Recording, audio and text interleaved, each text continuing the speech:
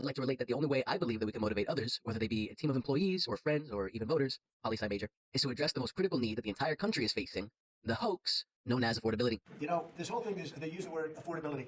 It's a Democrat hoax.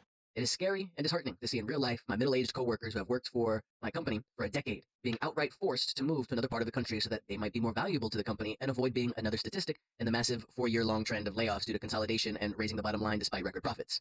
My coworkers' only motivator in that instance is a desire for financial stability, which means in the moment, completely destabilizing their current living conditions on faith of not getting fired later alone, moving to wherever my company tells them to move. Even financial opportunity here within Houston is limited based on affordability by both small business employers and government work alike, even if government work's limitations have stemmed from the explicit desire to lay off as many of the workforce as possible while still being functional.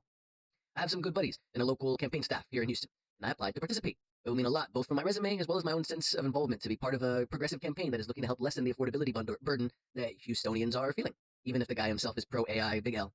In the end, the campaign related that as much as they appreciated my input and availability and connections and burning desire to participate, after the war in Iran started 2 months ago, they literally have no money available for anything besides gasoline.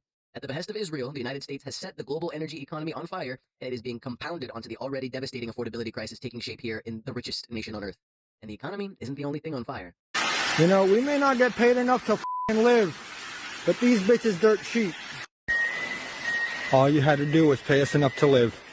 There goes your inventory.